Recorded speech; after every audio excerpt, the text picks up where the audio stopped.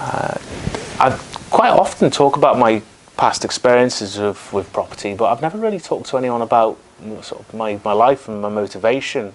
So I want to tell you a bit of a story. It's the truth. I always like the truth. I think truth and facts really work.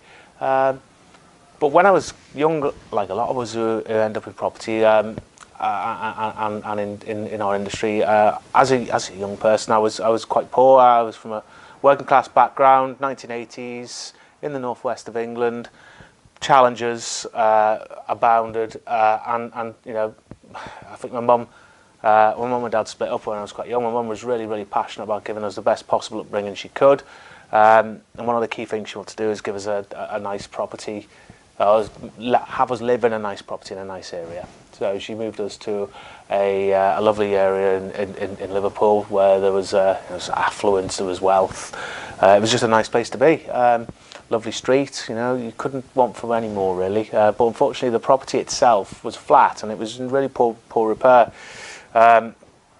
And whilst the objective was positive, the reality was something different, because it wasn't the best property in the world to live in. It was always very clean and tidy, and my mum was very house proud. But you know, we were around kids with sort of 5-6 bedroom properties, loads of money. It was all about brands and you know money in the 1980s, and we clearly didn't have any. So it was a little bit difficult, a little bit of a challenge. And you know, to be fair to my mum, she went away. She gathered the information as I do in her way, and she determined that it wasn't right. So you know, we all make mistakes. It wasn't necessarily a huge mistake, but it was just something that she wanted to correct. And she then moved us to a property which was much nicer in Wales, which you know, I'm forever grateful to her for doing, because I still live in Wales today. But during that time in that difficult property, in that difficult life in Liverpool, where you know there was an element of bullying and you know it was just generally difficult. You know, people looked down upon us. I vowed that I wouldn't be poor. And as a sort of a kid of a sort of 8, 9, 10 years of age, saying that you're not going to be poor, that really drove me. I was going to have a car. I was going to have nice clothes. I was going to have holidays each year on an aeroplane. I was going to have a house with double glazing and central heating. I was just going to have all these things. And you know, as a young child, you don't really understand how the world works. Frankly, most adults don't know how the world works, and certainly the world of wealth and finance. So I just all I was ever drilled into me by teachers and by family and by anyone that had any interest in me and my life was, you've got to work hard. Harder you work, the more you get. So that's what I did. I worked really hard in school. I got good grades. I then moved into sort of my career at a young age. I was harder work than anyone else. No one could match my work rate, I don't think. Certainly no one I ever came across. Fully committed, worked absolutely as hard as I could, and gradually grew a career in retail. So that was what I did, and I reached a sort of, I think, as high as I wanted to go in corporate world. Unless I learned to play golf and schmooze with people, which is just not really my style. So sorry for all you golfers out there, but it just wasn't for me. So I had a really well-paid job, sort of 6-figure salary. You know, living a good life, lots of cash, never had any assets, and quickly realised that I wasn't fulfilled. It wasn't what I wanted. I wasn't seeing my family, I wasn't seeing my friends as much as I would like to, and I didn't have any control. And I think that was the bit that was missing, was a lack of control. So I think the catalyst for me making a change was the passing of my father. I sort of had a gap. My mother and father split up when I was quite young. I was always very friendly with my dad, but we had a gap for, I'd say, probably about 5 years, so my late teens into my sort of, I don't know, maybe my mid-20s, where we didn't really see much of one another, and you know, I always felt very guilty over that. And then obviously lost my father when he was quite young. I was in my late 30s when he passed, and it was just a shock to me, because the guy was 20 years older than me, and I thought, if I've got a similar lifespan to him, 20 years is not a lot of time to do all the things that I want to do in my life, and I'm certainly not going to be able to do them if I carry on working or climbing the corporate ladder and doing all the things that's expected there, and working harder and harder and harder. So I think the inspiration came actually from me getting my dream home, if you want to call it that, and being able to rent out a property that I did own. So it was my accidental landlord journey. I realised quickly that actually I wasn't just making money on the rent, I was making money on the asset appreciation as well. When I came to the end of the first year, I looked at how much I'd made on the rent, but I also looked at how much the property had increased in value. And when I worked it out, I thought, well, gosh, if I had 10 of those, I'd surpass my own sort of work salary. And my properties take me maybe a day a month of management, whereas my career takes probably, well, you could say 20 odd days a month, but the reality is it's probably the full 31. It was 24/7.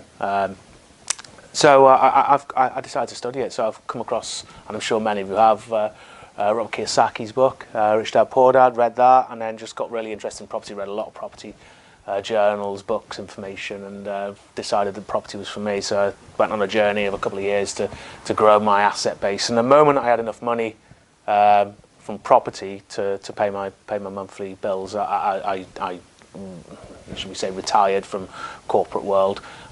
Probably went a bit too soon, probably went a bit too early. Could have stuck it out a bit longer, but don't regret it, because I went away and I've continued to work on my property portfolio and growing it and delivering what people want. So one of the things looking back that really shocks me is that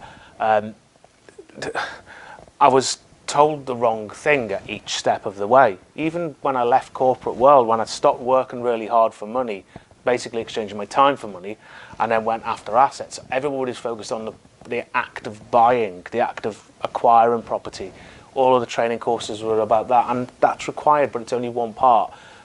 One of the key things for me was that we don't act on what the market needs in the property industry.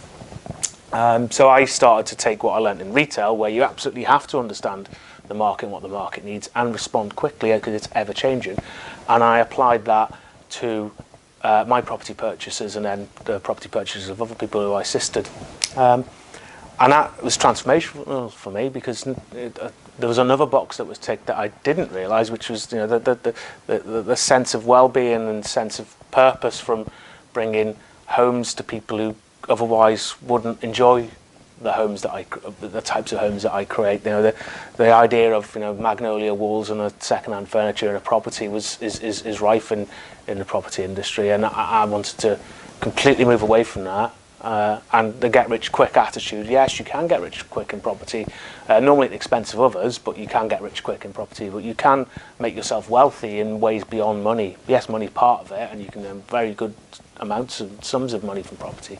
But you can also get the sense of well-being and a sense of purpose, which, frankly, when you get wealthy, that tends to be from hearing what other people say and what others who've been successful say. It's their sense of purpose that drives them, not the money. So having that at an early stage and putting all those together was just transformational for me and for others that I work with. That's it. And I look back at being that child in Liverpool, poor, working hard, and then I look through my 20s and make myself ill through just working 70, 80, 90 hours a week, trying to do something that was pointless, really. Which was to generate wealth. Wealth isn't generated through working harder, and I know it's a bit of a cliche, but wealth really is generated through working a bit smarter and understanding what you want and what others want, and bringing those as close together as you can. So that's really what started me off on my property journey, got me to where I am today, and I really enjoy telling the story and translating that into what I do. So my